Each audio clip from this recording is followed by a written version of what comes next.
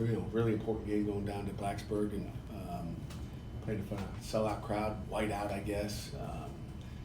Bring all that stuff on. Our kids will be excited to play in that atmosphere. So, questions? Pat, on Monday, you said you didn't know who your starting quarterback would be for this game. Do you know now? Got a good idea. You willing to share that? Nah. Jared, you know why. Yeah, I guess. We don't know who their starting quarterback is. We ain't gonna know who ours is. You don't know who theirs is going to be either? I don't think so. The first guy was hurt. Now they're... He was hurt, and there's a chance he's back, Mhm. So, but I think Drones played good, so I expect him. Did you have to prepare for two different styles? You always do. Everybody has to. But those guys are two different styles, right? A little bit. They'll still run the Wells kid. I think Mhm. He's tough. He's physical. He ran, quarterback draws and all the quarterback counters, which they still run. I think, but is it going to be less? What's his injury? Is it a shoulder? Is it a high ankle sprain? What is it? But we do know he was, warming up in Huntington last week and moving around, so he looked like he could have played. So, has he been beat out? I don't know. Or is he still lingering injury? You don't know. So, we will prepare. We got game plan for both of them. What jumps off the film about Drones when you've watched it? What stands out? Yeah. Great question. He's physical. He's tough. I mean, I think he's like a running back back there. Their tailbacks are 200 pounds, pretty much 202, 205. He's 240 maybe, 235. So I think he's a powerful guy. He's explosive. He's got a gun on him. So I mean, I think he can make every throw. But he's a physical guy, so I think we have to wrap him up, hit him low. I think what we call our sweep tackle. I think you have to. I think he's a load, and he's run the ball more.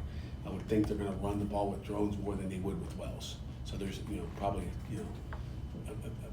a more significant run game with Drones to be on the field. The last few weeks, Rodney has seen an uptick in production. Is it safe to say he'll get another heavy workload this week? Yeah, I hope so. As long as he's doing it right. We thought he ran the ball well last week, so yeah, he's gonna get the workload to start off. But and Sebo's been really good too. So I mean, I like what Sebo's in there too. I don't know if there has been more, but it feels like you've had more false starts through the first 4 games. I don't know if the numbers line up, but hearing the crowd noise behind us, you're obviously going to be in a loud environment. Have you identified some of the issues that maybe led to some of the false starts? You feel like you've corrected some of those things? It goes down. Starts with 4 different lineups we've had. Right. Anytime there's a change at center, you're going to have issues. Sometimes like last week, it's not snapping the ball. You're supposed to snap the ball. If you're a tick late, guys are out of there. If you start to get in the rhythm of what it is, so I think that's one of the issues. I think it's just the timing and everything together. You got a brand new center. Those things are going to happen. So we hope to eliminate them this week. And we've worked the crowd noise like the Steelers are working here. So we've got the crowd noise. We got everything we could possibly have. On the note of the offensive line, how would you say the run blocking has improved in recent weeks, and what still needs to get better? Everything needs to get better. I mean, you're never done. That's the same thing with the D line and linebackers and their fits. I mean, we're never happy. We're always constantly trying to get more. So it's but it's a gradual improvement every week. I think you got some new guys up there. Terrence Moore playing his first game last week. He obviously has major needs. First thing is snap it on time. That was one of the issues. We thought we were offsides on the sack that we took last week, which pinned us back, and then then we're punting out of our own end zone. I mean, that was I thought the left tackle was offsides. They didn't call it, so I think the quarterback did too. But it's kind of the world we're living in. It seems like over the past couple of weeks and progressive throughout the season, you try to find new ways to get Kenny Johnson the ball. Does he keep moving in the right direction, and you guys are going to keep trying to do that this week? We're going to keep getting the ball. I think he feels more comfortable. It's hard as a freshman, 2 freshmen.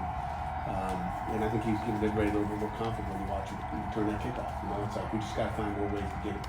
But again, it's not just throwing to Kenny. I think we got to find more ways to get it to Bub and Kanate and Gavin and Carter Johnson and all those guys.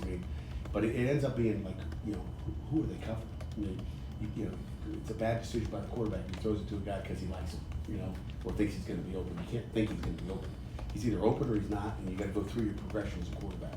They have the best punt returner in the conference. I think he leads in average and yards. I mean, what are you guys looking to fix up on your punt coverage there to make sure another one doesn't get taken back? A lot. I'm glad you asked that question, Noah. We've worked a lot of the double gunners. Like we're ready this week. Just beating 2 men. We had not seen it coming into that game. We had not seen that coming into our game last week, and we did not attack it very well. We didn't do a good job. And against poor job coaching. You can't work everything in a week. In a week you can't. All you can do is take what you see on tape, and they had a totally different look. So obviously they felt like they had to do something different, to stop us from covering punts, and we had been good, up to that point. And again, it starts with the punt and placement of the punt, but we didn't make good decisions at the gunner spot, but we weren't prepared as well as they needed to be. So we'll be a lot more prepared because Virginia Tech likes to do it. They did it going into the game, so we know they've had practice it. They do a good job of holding up their gunners. Beamer ball, they're good at it. I don't know if Frank's been around coaching up the gunners or not, or their jammers, I should say. But they do a good job. That's why they're not a big punt block team, but they'll come after it. I expect them to try to come after us as well, because that's also what Beamer did. And they do a good job doubling your gunners. So we got a plan here. And let's hope it's just like everything else that we got a little bit better from last week, because last week wasn't good enough. And you've had some new bodies or guys in different positions at the linebacker spot. How do you feel like that's graded out, especially this week with potential mobile quarterback? Yeah, it's been good. I mean, we've had Shane in there, which has been sound and solid. Sully, I mean, I don't want to say it's like the offensive line, but it's a little bit like it. Then you move Solomon to Shields from the star, you move him to the to the money, and then all of a sudden now you're bringing in a new guy to start. So it's really breaking 2 positions. So but there's carryover from both those positions, but still, it's still change, and you don't like to go through change too much. But so we'll see where we are this week at that position. And but either way, it's another week that if we go with the same lineup we did last week, we'll be a week better than we were going into that game. By all accounts, Bob had a very good summer, a very good training camp. What do you think's been holding him back so far? A little bit of everything. I mean, he starts off, against Cincinnati, has a great catch on the sideline. Unfortunately, he's out of bounds, right? That's where it started there. But Bub is such a great kid. He's so enthusiastic. He's positive all the time. He plays. I mean, he loses 10 pounds a day. This guy. I mean, I looked at him yesterday, and he's just got sweat rolling down his legs. I'm like, and he's the only one like that. This guy works his tail off, and I want to see better results for him. But sometimes he rushes his work. He'll just I'm fast, so I'm just going to get there instead of doing the technique. So that will help him. It's also some of the coverages they've run have taken him out of it as well. So it depends on what they're doing back there. But we got to get Bub going because he's a big play threat. But it all depends on what they're giving you. Rasheem Biles has blocked punts in back-to-back weeks. What have you seen from him on film that has allowed him to do that? Rasheem's got a little knack for it. I mean, he's got great eye-hand coordination. I'd say that. It's not like we're setting everything up for him to go block it. He's just doing it. Like, sometimes just guys make plays. He's one of those playmakers, and he's going to be a great linebacker one day, too, because he did the same thing, in fall camp. I mean, sometimes he goes the wrong way, but he's got to make a play. But once we get him coached up on defense, he's going to be good. But, he's just making plays. I mean, there was no call for, we're not calling, the Sheen block, let's get Sheen through there and go. He's just making a play. And so I can't tell you it's great coaching. It's called players make plays. And I think that goes across the board when we talk about, playmakers. Coaches are supposed to put you in position to make plays, and it's on players to make plays. And we try to put him in position as we can. But Biles has made plays. He's a guy that we're not going to redshirt. We're just going to keep playing him. He can help us on special teams. He can run down on kickoff. He can do a lot of different things. So if he's going to help us win, we're going to play young guys like that because he's got a good motor.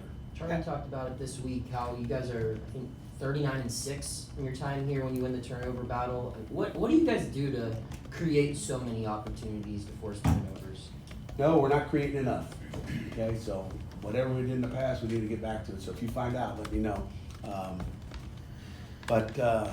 Sometimes, what do? I mean, you almost had one in the first play of the game last week, which could be a gigantic momentum change, and we don't get it. We got a risk forward. We do a turnover circuit every day. You guys see it on Tuesdays. I think you guys are there for most of that. We're trying to create. We try to do the same thing during practice about getting the ball back. whether it's interceptions or trying to cause a fumble the way they're caused. And the same thing on offense. We're trying to eliminate those, and we got to eliminate those. To win the turnover ratio, you can't give them up. And if you get one, you're +1 and you're happy. That's how you win football games. I mean, that's how you lose games if you're -2 like we were last week against a really good North Carolina team. Okay. Marquez has not been targeted often. Go ahead, Marquez has not been targeted often this year. Is that a product of his play? Is that a product the team's throwing away from him? Why do you think that is? I don't know what it is. I mean, you have to go ask those other offensive coordinators. I think he's been targeted. I mean, he told me last week he didn't give up a catch after the game. Then I watched the tape and he did give up a catch. So I'm like, wait a second. Quiz? Maybe it was when he wasn't, when he was pressed. He wasn't pressed on it, but he played off and he hit a curl on him.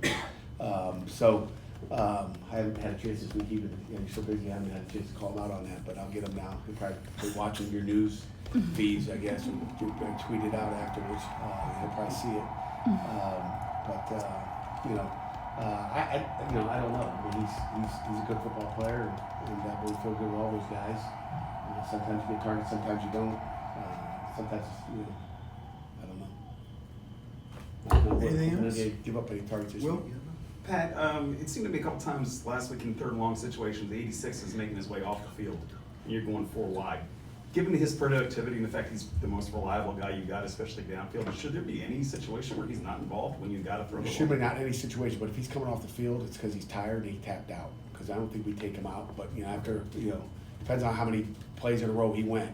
But I would imagine if it's first down, second down, I'm going to call him right now as soon as I get out of here. Will, if it's first down, second down, and third down, I don't think he's out on the first third down. But if it's a 6 or 7 play, if they do this, that means they pulled themselves out.